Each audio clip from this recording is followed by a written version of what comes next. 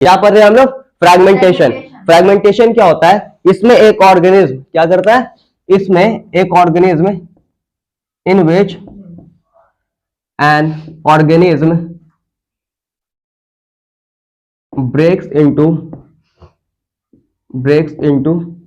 Distinct. Distinct का मतलब समझ आता है? अलग अलग।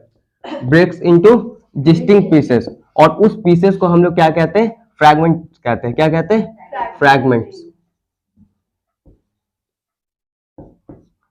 समझ में बात? और दिस प्रोसेस इज कॉल्ड, और इस प्रोसेस को क्या कहते हैं हम लोग? This process is called fragmentation. ये आपका जो प्रोसेस है ये क्या कहलाता है? तुम्हारा फ्रैगमेंटेशन कहलाता है। अब समझना मेरे बात को अच्छे से,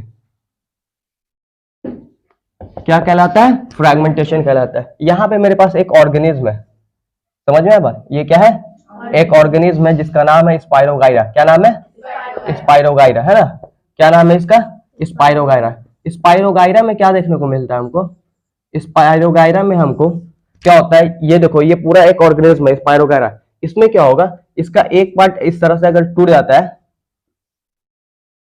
तो ये एक अलग न्यू ऑर्गेनिज्म बना लेगा, और इसका एक पार्ट फिर इधर और इस तरह से टूट गया तो ये भी न्यू ऑर्गेनिज्म बना लेगा। ये पार्ट भी अगर टूट के फिर चाहे तो नया ऑर्गेनिज्म बना लेता है, और ये पार्ट भी चाहे तो टूट के नया ऑर्गेनिज्म बना सकता है। ये कौन सा ऑर्गेनिज्म है भाई? स्पाइरोगाइरा। समझे बात? तो इसके इस टुकड़े को हम लोग क्या कहते हैं? इस अलग अलग पीस को, इस टुकड़े को हम लोग क्या कहते हैं? फ्रैगमेंट्स कहते हैं। क्या कहते हैं? फ्रैगमेंट्स। अब बताओ यहाँ पे कहीं पे भी तुमको गैमेट का फ्यूजन दिख रहा है? गैमेट का फ्यूजन दिख रहा है? कहीं पे भी गैमेट फ्यूज हो रहा है तो क्या ये सेक्सुअल रिप्रोडक्शन होगा? तो सेक्सुअल रिप्रोडक्शन नहीं तो कौन सा रिप्रोडक्शन? ये सेक्सुअल। अब लिखो ये क्या है? It is a type of asexual reproduction.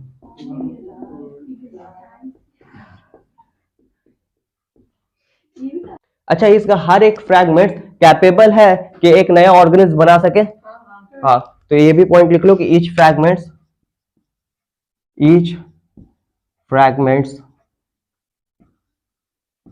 Are capable to produce new organism. इसका हर एक फ्रैगमेंट कैपेबल होता है कि एक नया ऑर्गेनिज्म बना ले। किसमें देखने को मिलता है? स्पाइरोगाइरा में। फ्रैगमेंटेशन क्या होता है? ये टाइप होता है एसेक्सुअल रिप्रोडक्शन का। इसमें एक ऑर्गेनिज्म ब्रेक होता है अलग अलग पीस में, उस पीसेस को हम लोग फ्रैगमेंट्स कहते हैं, और इस प्रोसेस को हम लोग क्या कहते हैं सर? फ्रैगमेंटेशन कहते हैं। और हर एक फ्रैगमेंट्स के पास ये एबिलिटी होती है, वो कैपेबल होता है कि एक नया यंग वंस, एक नया ऑर्गेनिज्म बना दे। यहाँ पे हमने स्पाइरोगाइरा में क्या देखा? फ्रैगमेंटेशन। इसका कोई एक टुकड़ा कट के अलग हो सकता है और नया ऑर्गेनिज्म बना सकता है। समझे बात? इसी तरह ये भी डिवाइड करके और भी ऑर्गेनिज्म बना सकता है, ये भी और भी ऑर्गेनिज्म बना सकता है। क्लियर है ये? अब हम लोग बात करने वाले रीजेनरेशन के ऊपर कि रीजेनरेशन क्या होता है ना? रीजेनरेशन क्या होता है बाबू? तुमने छिपकली देखा है? छिपकली। छिपकली में क्या होता है? जब उसका कोई पार्ट कट जाता है, मान लो कि एक मेरे पास छिपकली है ना? एक मान लो ये मेरे पास छिपकली है, सपोर्ट्स। समझ आया बात? ये क्या है? लिजार्ड है। इसका अगर ये पार्ट अगर कट जाता है ना, देख लो, समझो हमारी बात को। ये क्या है हमारे पास? लिजार्ड। अभी नहीं लिखो। तो अगर इसका ये पार्ट अगर कट जाता है ना, तो ये क्या करता है? इस पार्ट को वापस से रीजेनरेट कर लेता है। वापस से क्या कर लेता है? जनरेट कर लेता है। अब दोबारा से जनरेट करना, रीजेनरेट, है ना? री मतलब दोबारा, और जनरेट कर रहा है तो दोबारा से जनरेट करना क्या कहलाएगा? रीजेनरेट। तो ये एक आपको एग्जांपल मिल गया रीजनरेशन का। इसी तरह प्लानेरियम में भी आपको रीजनरेशन देखने को मिलता है। तो रीजनरेशन क्या होता है? लिखो, बोलते हैं, लिख देते हैं। The process of forming complete body part, complete body, इसलिए the process of forming complete body from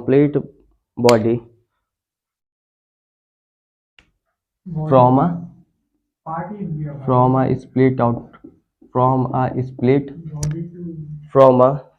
split out part।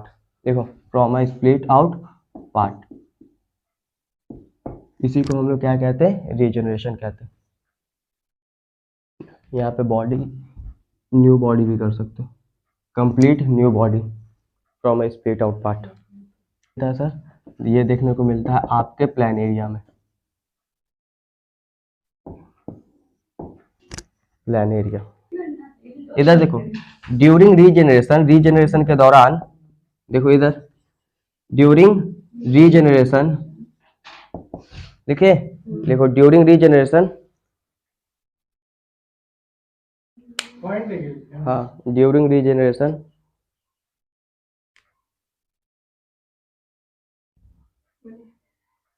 देखिए, during regeneration modification of an organ, modification of an organ, modification of an organ, during regeneration modification of an organ to other organ, to other organ is known as epimorphosis। ये question आया हुआ NEET में, एपिमॉर्फोसिस।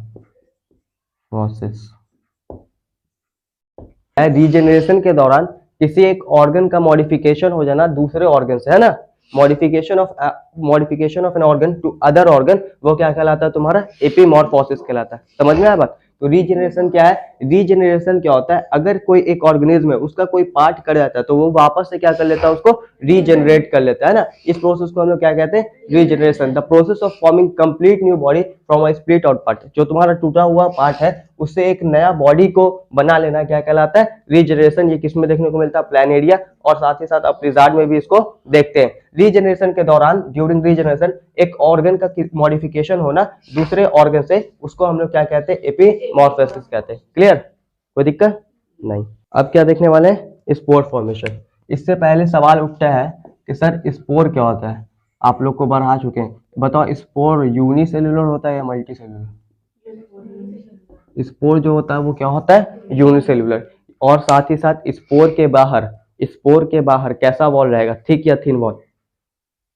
Thick wall रहेगा spore के बाहर या thin wall? Thick. Why thick sir? क्योंकि ये अनफेवरेबल कंडीशन में बनता है ना। तो स्पोर फॉर्मेशन के बात करते हैं। स्पोर फॉर्मेशन में लिखना, spore is a single celled structure. बहुत बदमाशी करती है तुम लोग। Spore is a single celled reproductive structure,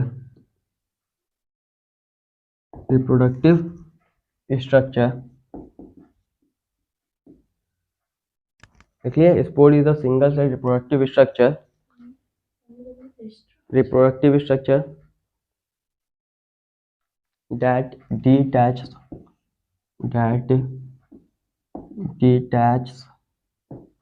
from parent body,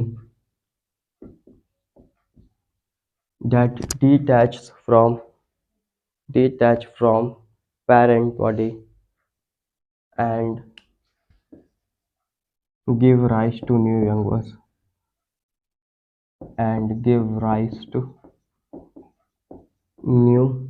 young ones,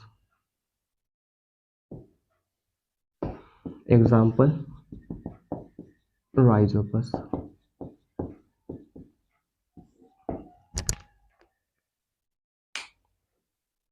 क्या होता है, स्पोर एक सिंगल सेल रिप्रोडक्टिव स्ट्रक्चर होता है जो डिटैच करता है अपने पेरेंट बॉडी से और एक नया ऑर्गेनिज्म, एक नया यंगवंश बना लेता है। किसमें देखने को मिलता है, राइजोपस में। कुछ इस राय में इतना दिमाग में कुछ है ना।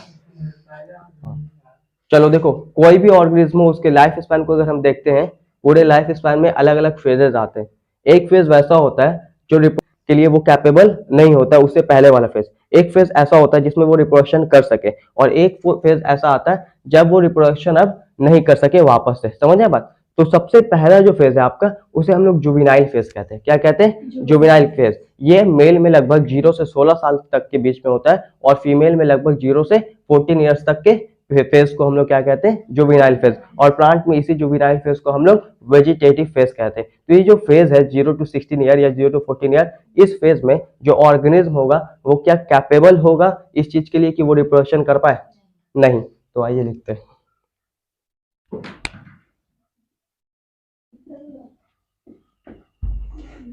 जुवेनाइल या वेजिटेटिव फेज, वेजिटेटिव फेज। अब देखो ये होता है क्या है, जुवेनाइल या vegetative phase. In this phase,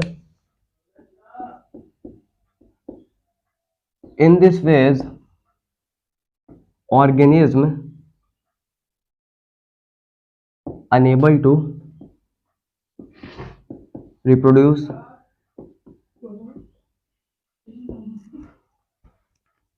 इस फेज में जो ऑर्गेनिज्म होता है वो अनेबल होता है कि रिप्रोड्यूस कर सके, है ना। रिप्रोड्यूस इस फेज में जो ऑर्गेनिज्म होता है वो नहीं कर सकता है। क्लियर है ये पॉइंट, कोई दिक्कत? इसको हम लोग फेज कौन सा कहते हैं, इसको हम लोग ग्रोथ फेज भी कहते हैं। समझ आया बात, इसको क्या कहते हैं, growth phase. It is the period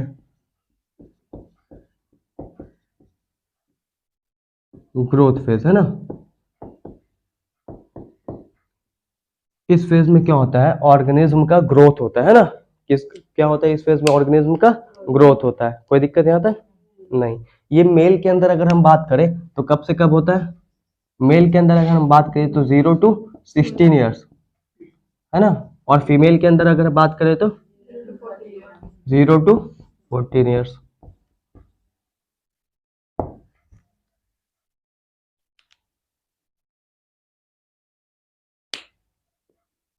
ये रिप्रोडक्टिव फेज से पहले आता है या बाद में आता है? नहीं, बाद में आता है। पहले आता है भाई। 0 to 16 ईयर्स फेज, ये जो आपका फेज है जुवेनाइल फेज, या ये फेज रिप्रोडक्टिव फेज के बाद आता है या रिप्रोडक्टिव फेज से पहले आता है? तो ये बात को लिख लेते हैं, it is the period before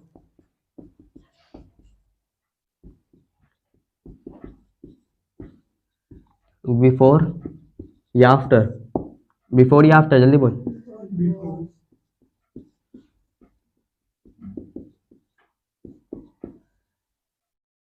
before reproductive phase. क्या है भाई, reproductive phase.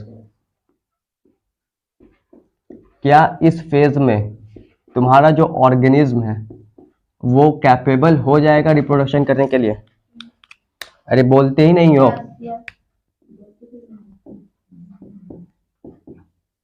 In this phase organism able या capable to reproduce, capable to reproduce. Male में कब से कब तक होता है सर? मेल में स्टार्ट होता है ये 16 से टिल डेथ, मरते दम तक। और फीमेल में मेट लिखा गया, सॉरी। और फीमेल में आपका 14 to 55 ईयर्स। अब कॉपी में कोई नहीं लिखेगा, मेरे बात को सुनो। 16 से डेथ तक, है ना, 16 से टिल डेथ तक, जब तक नहीं मर सके।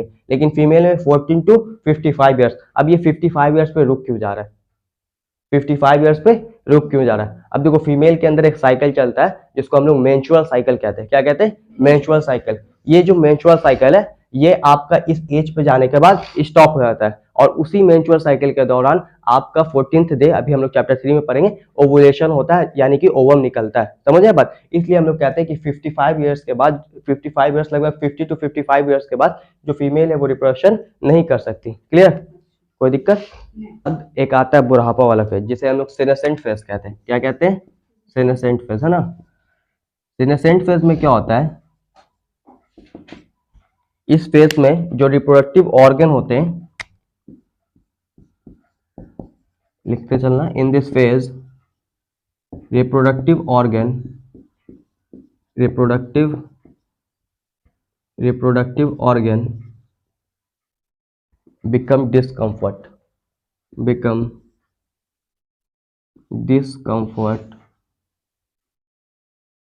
or do not better perform,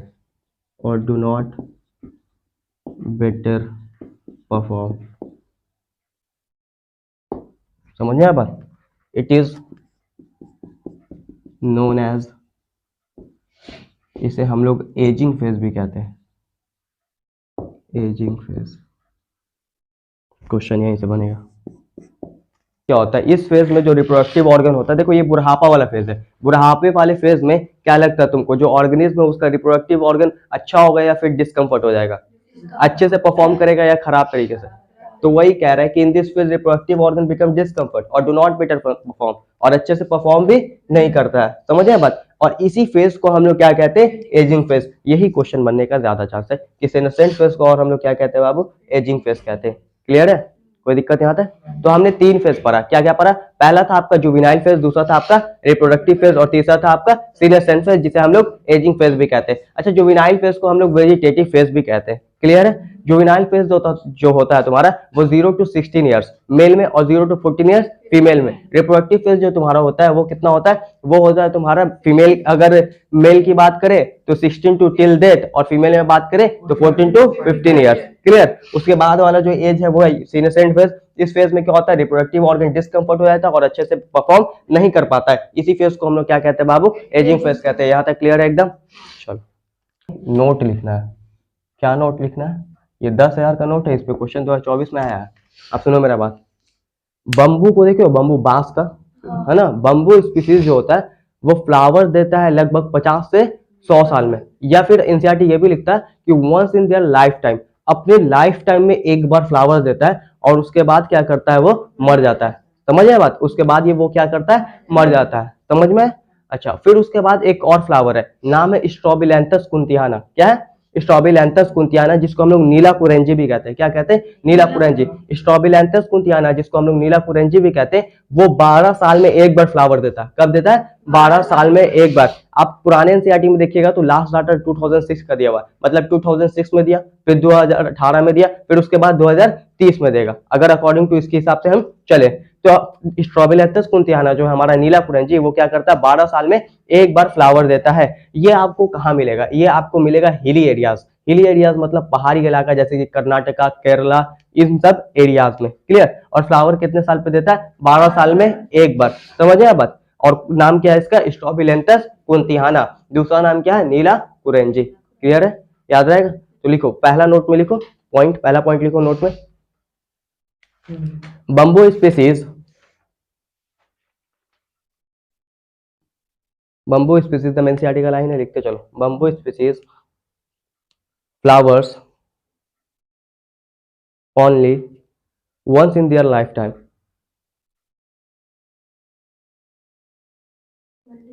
only once in their lifetime।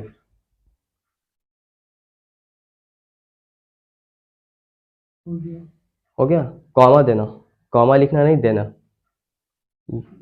Generally after 15-100, after 50-100 years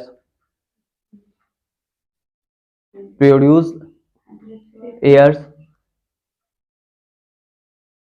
produce large number of fruits, large number में फ्रूट्स प्रोड्यूस करता है, उसके बाद मर जाता है।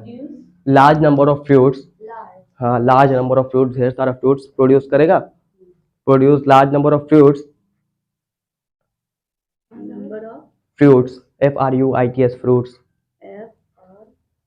UITS फ्रूट्स, अरे फ्रूट्स कर लेंगे, fruits fruits, large number of fruits and die, उसके बाद मर जाता है।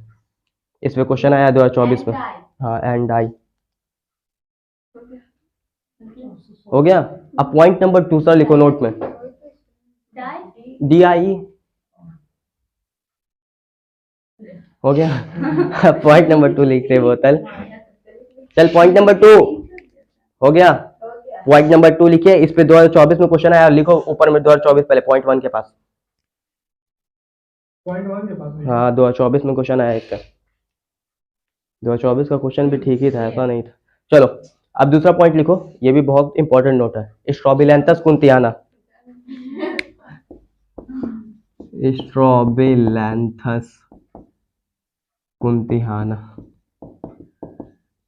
कुंतियाना जिसको हम लोग नीला कुरेंजी, नीला कुरेंजी, ये आपका फ्लावर देता है 12 साल में। कहाँ मिलता है, हिली एरियाज में।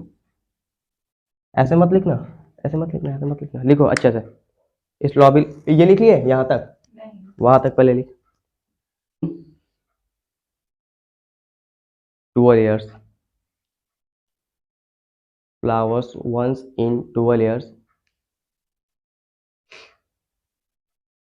12 साल में एक बार, flowers once in 12 years during September October, during September dash October, सितंबर के बाद dash October, last NCERT major किया हुआ 2006, 2006 लिख लो, 2006, हाँ अक्टूबर के बाद 2006 इन हिली एरियाज, इन हिली एरियाज, जैसे कि नहीं मतलब लाइक, इन हिली एरियाज लाइक, हाँ हिली एरियाज पहाड़ी areas like Karnataka, Kerala and Tamil Nadu. ये दोनों पॉइंट से डायरेक्ट क्वेश्चन आएगा।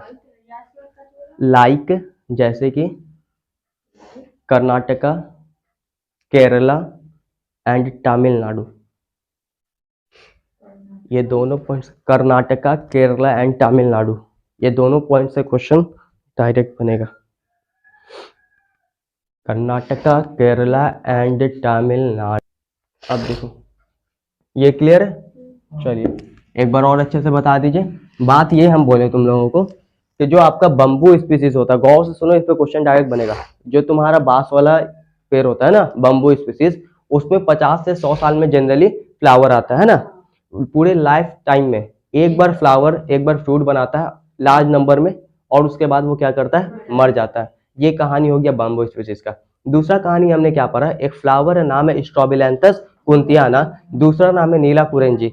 ये 12 साल में एक बार फ्लावर देता है। लास्ट डेटा आपका एनसीईआरटी 2006 दे चुका है। ये कहाँ देता है भाई, ये देता है हिली एरियाज जैसे कि कर्नाटका, केरला, तमिलनाडु।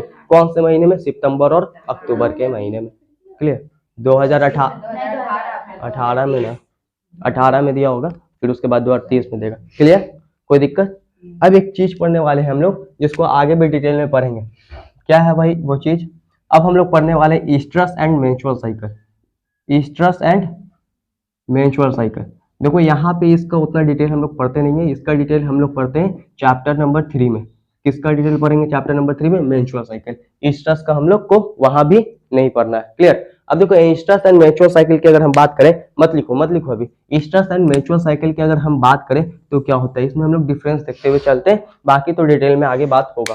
देखो ईस्ट्रस साइकिल जो है वो वैसे ऑर्गेनिज्म में होता है, कैसे ऑर्गेनिज्म में होता है सर, ये वैसे ऑर्गेनिज्म में होता है जिसके पास अंगूठा नहीं होता है, मतलब कि नन प्राइमेट। समझिए बात, किसके पास, नन प्राइमेट।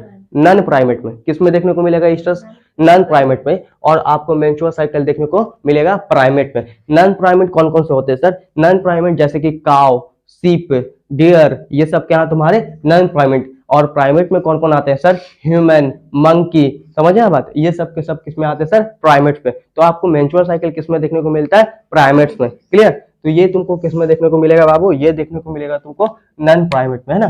किसमें देखने को मिलेगा, नॉन प्राइमेट। नॉन प्राइमेट जैसे कि नॉन प्राइमेट जैसे कि एग्जांपल बताओ, sheep, काउ, डियर एटसेट्रा।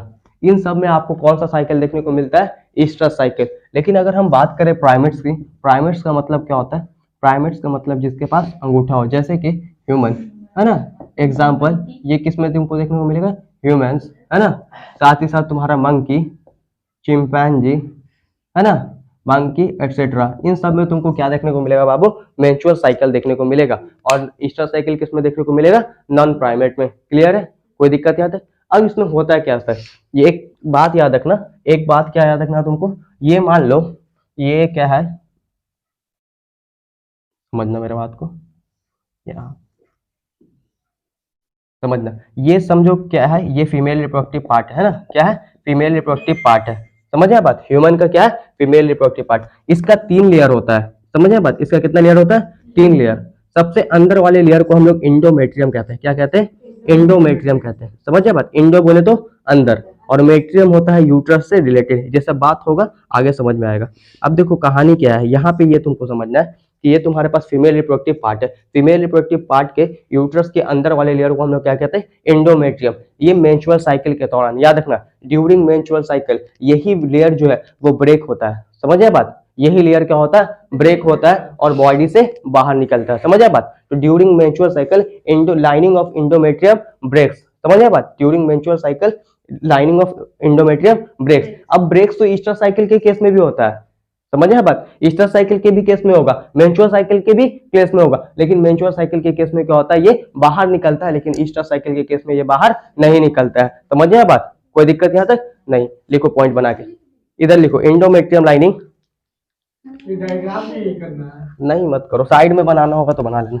ये समझाने के लिए कि एंडोमेट्रियम क्या होता है। फीमेल रिप्रोडक्टिव पार्ट होता है, उसमें यूट्रस है, यूट्रस का जो अंदर वाला लेयर है उसको हम लोग क्या कह रहे हैं, एंडोमेट्रियम। वही एंडोमेट्रियम टूटता है और टूट के अगर बाहर आता है तो वो किसमें आता है, मेंस्ट्रुअल साइकिल में, और टूट के बाहर नहीं आता है किसमें, ईस्टर साइकिल में। क्लियर। तो यहाँ पे एक पॉइंट क्या लिखना है कि endometrium lining break down, endometrium lining, endometrium point नहीं कंपैरिजन लिखना है। एंडोमेट्रियम लाइनिंग, इधर लिखो फिर उधर भी लिखेंगे एंडोमेट्रियम लाइनिंग, क्योंकि ज्यादातर चांस है कि तुमसे डिफरेंस ही पूछेगा। Endometrium lining breaks down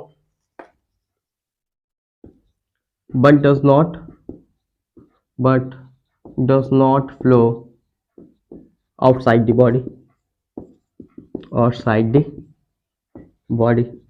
clear है। एंडोमेट्रियम लाइनिंग टूटता तो है लेकिन बॉडी के बाहर नहीं आता है। क्लियर है, कोई दिक्कत यहाँ तक नहीं। यही अगर इसमें बात करें तो यहाँ आपका एंडोमेट्रियम लाइनिंग जो है वो टूटेगा। Endometrium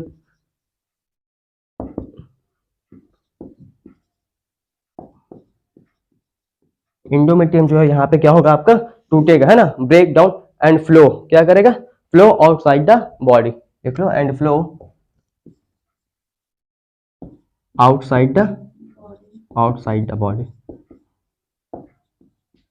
and flow outside the body.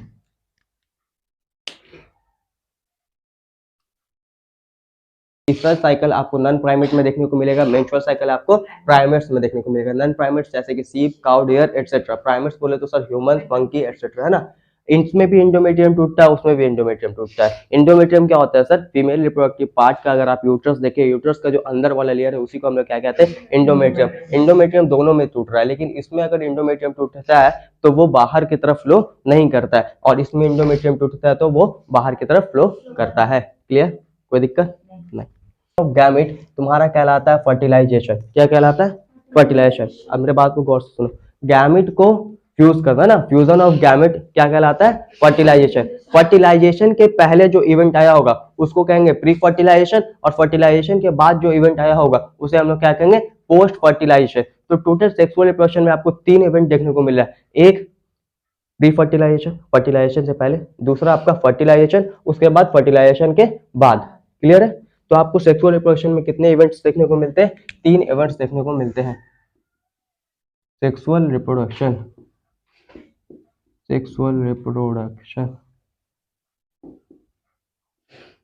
Events की बात करें तो कितने इवेंट्स, 3 इवेंट्स। पहला क्या भाई, पहला क्या होगा बताओ, प्री फर्टिलाइजेशन। दूसरा तुम्हारा क्या होगा, फर्टिलाइजेशन। और तीसरा क्या होगा तुम्हारा, पोस्ट फर्टिलाइजेशन, यानी फर्टिलाइजेशन के बाद। अब हम लोग बात करने वाले प्री फर्टिलाइजेशन के अंदर, पोस्ट फर्टिलाइजेशन। प्री फर्टिलाइजेशन, उसके बाद फर्टिलाइजेशन देखेंगे, उसके बाद पोस्ट फर्टिलाइजेशन देखेंगे। अब देखो प्री फर्टिलाइजेशन में क्या होता है, सबसे पहले किसका बात करने वाले हम लोग, प्री फर्टिलाइजेशन। प्री फर्टिलाइजेशन के अंदर 2 चीजें आपको देखने को मिलेगा। मतलब फर्टिलाइजेशन से पहले देखो गैमेट्स कब बनाओगे, फर्टिलाइजेशन से पहले या गैमेट्स फर्टिलाइजेशन के बाद, है ना। गैमेट्स कब बनाओगे, फर्टिलाइजेशन से पहले या फर्टिलाइजेशन के बाद, फर्टिलाइजेशन के पहले। इसका मतलब प्री फर्टिलाइजेशन में पहला चीज हमको क्या पढ़ना है, गैमेटोजेनेसिस। क्या पढ़ना है, गैमेटोजेनेसिस। गैमेट ट्रांसफर कब करोगे, फर्टिलाइजेशन से पहले या फर्टिलाइजेशन के बाद, फर्टिलाइजेशन से पहले। दूसरा चीज हमको पढ़ना है गैमेट ट्रांसफर। क्या पढ़ना है, गैमेट ट्रांसफर। क्लियर है। अब कोई नहीं छापेगा, रुक जाओ, छाप रहा है जो, रुक जाओ। सेक्सुअल रिप्रोडक्शन में हमने 3 इवेंट देखा। क्या होता है भाई सेक्सुअल रिप्रोडक्शन? क्या होता है? Fusion of male and female gamete is called fertilisation. Fertilisation से पहले जो इवेंट आया प्री फर्टिलाइजेशन, फर्टिलाइजेशन के बाद जो इवेंट आया post fertilisation. Pre fertilisation event की बात करें यानी कि जो फर्टिलाइजेशन से पहले हो रहा। अब गैमेट कब बनाओगे? फर्टिलाइजेशन से पहले या फर्टिलाइजेशन के बाद? तो फर्टिलाइजेशन से पहले, यानी कि पहले क्या होगा भाई? गैमेटोजेनेसिस। अब गैमेट्स बन गया, उसको क्या करोगे? ट्रांसफर। तो दूसरा क्या पढ़ेंगे हम लोग? Gamete transfer. अब बात करते हैं हम लोग गैमेटोजेनेसिस के ऊपर। नहीं छापेगा कोई भी। गैमेटोजेनेसिस के ऊपर, किसके ऊपर? गैमेटोजेनेसिस के ऊपर। गैमेटोजेनेसिस क्या होता है? किसी भी वर्ड के आगे अगर जेनेसिस लगा हुआ हो उसका मतलब होता है फॉर्मेशन या निर्माण करना, है ना? उसका मतलब होता है फॉर्मेशन या निर्माण करना। अगर हम स्पर्म के आगे लगा दे जेनेसिस तो आपका हो जाएगा स्पर्म का फॉर्मेशन। ओवम के आगे लगा दे, क्या लगा दे भाई? जेनेसिस, तो वो हो जाएगा oogenesis। समझ आए बात? क्या हो जाएगा? oogenesis, है ना? डबल ओ शब्द बताए थे, रिलेटेड टू किससे होता है? फीमेल। क्लियर? तो हम क्या पढ़ने वाले हैं? गैमेटोजेनेसिस। गैमेटोजेनेसिस क्या होता है? The process of formation of male and female gamete, है ना? The process of formation of male and female gamete. The process of formation of male and female gamete. Male and female gamete is called, क्या कहलाता है आपका? Gametogenesis, है ना? Is called gametogenesis. ये क्या कहलाएगा? गैमेटोजेनेसिस। अब मेल गैमेट हमारे पास कौन सा है भाई? मेल गैमेट हमारे पास कौन सा है भाई? मेल गैमेट का नाम बताओ। मेल गैमेट है हमारे पास स्पर्म, और फीमेल गैमेट हमारे पास कौन सा है? ओवम। फीमेल गैमेट हमारे पास कौन सा बाबू? ओवम, है ना? इसे हम एग भी कहते हैं। क्या कहते हैं? एग। एग या ओवम। क्लियर? मेल गैमेट हमारे पास क्या है? स्पर्म, और फीमेल गैमेट क्या है हमारे पास? एग या ओवम। क्लियर? अब अगर हम मेल गैमेट का फॉर्मेशन करें जिसका नाम स्पर्म है तो उसे हम कहेंगे स्पर्मेटोजेनेसिस, और अगर हम ओवम का फॉर्मेशन करें, समझ आए बात? फीमेल गैमेट जो है उसको हम लोग क्या कहेंगे? oogenesis। क्लियर? तो हम पहले क्या पढ़ने वाले हैं? अब हम लोग बात करने वाले हैं किसका? स्पर्मेटोजेनेसिस का। तो स्पर्मेटोजेनेसिस क्या होगा बाबू? स्पर्मेटोजेनेसिस क्या होगा? आपने तो सोच के बताओ, जरा सा भी शर्म करो अपने ऊपर कि नहीं बोल रहे हो जो। The process of formation of the process of formation of the process of formation of male या female gamete? Male gamete. Male gamete जिसका नाम क्या है? ओवम या स्पर्म? That is sperm. समझ में बात? उसी को हम लोग क्या कहेंगे? स्पर्मेटोजेनेसिस। अब बात करने वाले oogenesis। ऊ से याद रखना, रिलेटेड टू फीमेल, है ना? अब देखो oogenesis की अगर हम बात करें तो यहाँ पे भी क्या होगा भाई? गैमेट का फॉर्मेशन होगा। The process of formation of gamete, the process of formation of gamete that is sperm या ओवम? ओवम, है ना? उसी को, उसको हम लोग क्या कहेंगे भाई? और जो कि आपका क्या है? फीमेल गैमेट, है ना? जो क्या है आपका? Female gamete. फीमेल गैमेट है। समझ रहे हैं बात? इसको हम लोग क्या कहेंगे? oogenesis। क्लियर? कोई दिक्कत यहाँ तक? देखो सेक्सुअल रिप्रोडक्शन में 3 इवेंट। क्या होगा भाई? गैमेट का फ्यूजन होना, है ना? गैमेट को, मेल गैमेट और फीमेल गैमेट को मिलने के प्रोसेस को हम लोग क्या कहते हैं? फर्टिलाइजेशन। जब फ्यूजन हुआ तो फर्टिलाइजेशन, है ना? फर्टिलाइजेशन से पहले प्री फर्टिलाइजेशन, फर्टिलाइजेशन के बाद पोस्ट फर्टिलाइजेशन। प्री फर्टिलाइजेशन में क्या करेंगे हम लोग? गैमेट्स बनाएंगे और गैमेट्स को ट्रांसफर करेंगे। क्या होगा? गैमेटोजेनेसिस और गैमेट ट्रांसफर। गैमेटोजेनेसिस क्या होता है? Process of formation of male and female gamete. Male gamete या फीमेल गैमेट का बनाना क्या कहलाता है आपका? गैमेटोजेनेसिस। मेल गैमेट है हमारे पास स्पर्म, फीमेल गैमेट एग या ओवम। अब स्पर्मेटोजेनेसिस की बात करें तो स्पर्म के फॉर्मेशन को हम लोग स्पर्मेटोजेनेसिस कहेंगे, और oogenesis की अगर बात करें तो ओवम के फॉर्मेशन को हम लोग oogenesis कहेंगे। क्लियर है यहाँ तक? आप छापो इंपॉर्टेंट पॉइंट, उसके बाद छापना। गैमेट्स आर, सुनो मेरा बात गौर से, गैमेट्स आर डिप्लॉयड। सही है या गलत?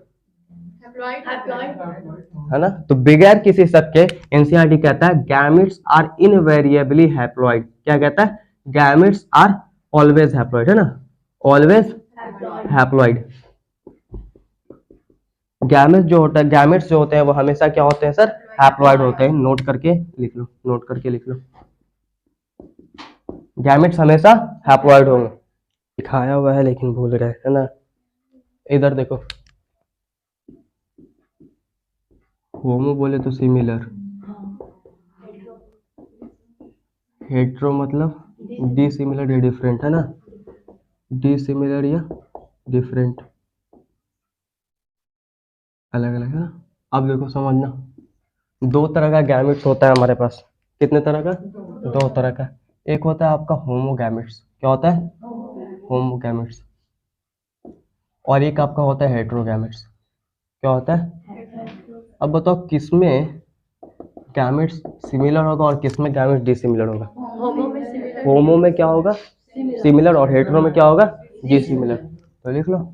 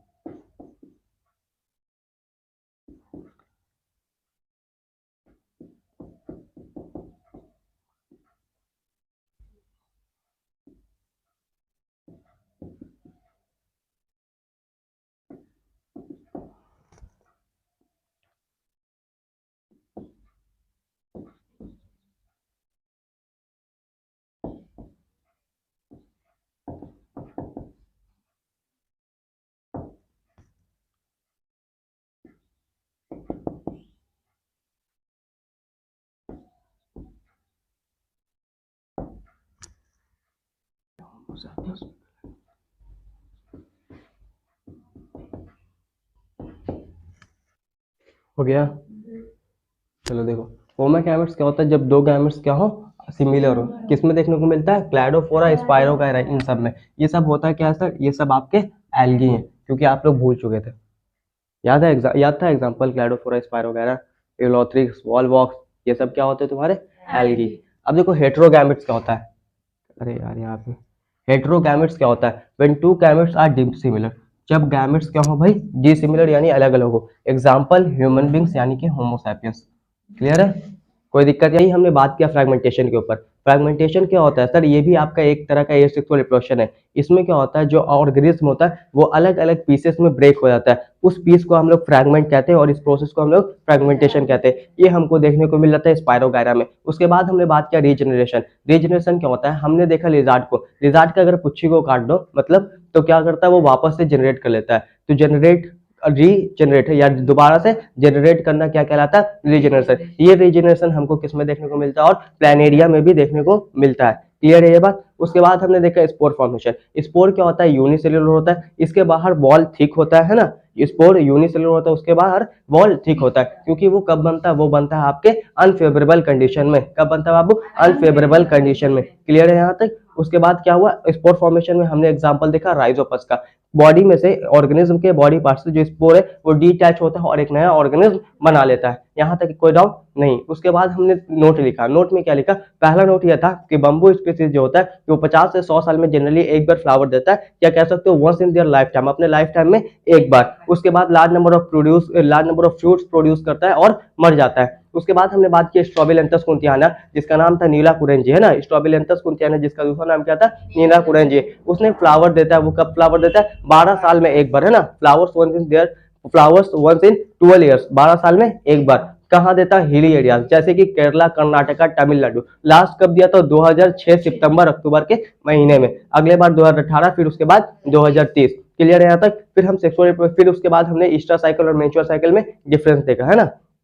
ईस्टर साइकिल और मेंस्ट्रुअल साइकिल में डिफरेंस देखा। ईस्टर साइकिल क्या होता है? ये आपको नॉन प्राइमेट में दिखेगा। मेंस्ट्रुअल साइकिल आपको प्राइमेट में दिखेगा। क्लियर? ये कहाँ दिखेगा? नॉन प्राइमेट में और ये प्राइमेट्स में। क्लियर? उसके बाद नॉन प्राइमेट्स कौन होते हैं सर? काउ, शीप, डियर, ये सब आपके क्या है? Non primates. मंकी, ह्यूमंस, ये सब क्या है? प्राइमेट्स। इंडोमेट्रियम लाइनिंग दोनों में ब्रेक होता है। इंडोमेट्रियम लाइनिंग क्या होता है सर? यूट्रस का, है ना? फीमेल रिप्रोडक्टिव पार्ट्स में एक पार्ट होता है यूट्रस। उस यूट्रस का अंदर वाला लेयर को हम लोग इंडोमेट्रियम कहते हैं। वो इंडोमेट्रियम ब्रेक तो दोनों में होता है, लेकिन एक में यानी ईस्टर साइकिल में ब्रेक होने के बाद बाहर नहीं आता है, और मेंस्ट्रुअल साइकिल में ब्रेक होने के बाद यानी प्राइमेट्स में ब्रेक होने के बाद वो बाहर आता है। क्लियर? उसके बाद हमने बात किया था जुवेनाइल फेज। जुवेनाइल फेज क्या होता है sir? Juvenile phase before reproductive phase होता है। रिप्रोडक्टिव फेज से पहले वाले पीरियड को हम लोग क्या कहते हैं? Juvenile phase. अगर मेल में बात करें तो 0 से 16 साल, और फीमेल में बात करें तो 0 से 14 साल। इसे हम लोग ग्रोथ फेज भी कहते हैं। क्या कहते हैं? Growth phase. उसके बाद हमने बात किया रिप्रोडक्टिव फेज। रिप्रोडक्टिव फेज जो है वो आपके जुवेनाइल फेज के बाद आता है, और जुवेनाइल फेज रिप्रोडक्टिव फेज से पहले आता है। क्लियर। अगर हम बात करें जुवेनाइल फेज, रिप्रोडक्टिव फेज की, तो रिप्रोडक्टिव फेज में जो ऑर्गेनिज्म है आपका वो कैपेबल हो जाता है नया ऑर्गेनिज्म को जन्म देने के लिए, क्लियर। वो कब आता है? 16 से टिल डेथ मेल में, और 14 से 55, 50 से 55 ईयर्स वाला एज फीमेल में, क्लियर। 50 से 55 में क्यों रुक जाता है? क्योंकि 50 से 55 के एज में फीमेल में मीनोपॉज आ जाता है। मीनोपॉज यानी मेंस्ट्रुअल साइकिल का रुकना क्या कहलाता है? Menopause, clear. कोई दिक्कत यहाँ तक? फिर उसके बाद हमने देखा सीनेसेंट फेज। सीनेसेंट फेज बोले तो बुढ़ापा वाला फेज है ना, जिसको हम लोग एजिंग फेज भी कहते हैं। इस फेज में रिप्रोडक्टिव ऑर्गन डिसकंफर्ट हो जाता है या बेटर तरीके से परफॉर्म नहीं कर पाता है, क्लियर है यहाँ तक। फिर हम सेक्सुअल रिप्रोडक्शन की तरफ मूव किए। जब हम सेक्सुअल रिप्रोडक्शन की तरफ मूव करते हैं तो fusion of male and female gamete is called fertilisation. Male और फीमेल गैमेट का फ्यूजन होना क्या कहलाता है तुम्हारा? फर्टिलाइजेशन। फर्टिलाइजेशन से पहले के इवेंट को प्री फर्टिलाइजेशन इवेंट, और फर्टिलाइजेशन के बाद वाले इवेंट को post fertilisation event. Pre fertilisation event में अगर हम देखें तो सबसे पहले हम क्या बनाएंगे? गैमेट्स बनाएंगे। गैमेट्स के बनाने को हम लोग गैमेटोजेनेसिस का, मेल गैमेट स्पर्म होता है, फीमेल गैमेट ओवम। स्पर्म का बनना स्पर्मेटोजेनेसिस, ओवम का बनना oogenesis, क्लियर है। गैमेट्स आर इनवेरिएबली हैप्लॉइड, बिना किसी शक के गैमेट्स क्या होते हैं? आपके हैप्लॉइड होते हैं, क्लियर है। उसके बाद हमने क्या देखा? उसके बाद हम मूव किए कहाँ भाई? कि गैमेट्स जो है वो दो तरह के हो सकते हैं, होमो और हेट्रो। होमो गैमेट्स और hetero gametes. Homo gametes, homo का मतलब होता है सिमिलर, हेट्रो मतलब डिसिमिलर। जब गैमेट्स आपस में सिमिलर होंगे है ना, when two gametes are similar, तो वो क्या कहलाएंगे? आपके होमो गैमेट्स। जब आपके दो गैमेट्स डिसिमिलर होंगे तो वो क्या कहलाएंगे? Hetero gametes. होमो गैमेट्स आपको देखने को मिलते हैं किसमें? क्लैडोफोरा, स्पायरोगायरा, इन सब में। ये सब क्या है सर? ये सब एल्गी हैं, क्लियर। ये सब क्या है बाबू? एल्गी हैं। और हेट्रो गैमेट्स आपको देखने को मिलता है ह्यूमन बीइंग, जिसको हम लोग होमो सैपियंस भी कहते हैं, क्लियर है।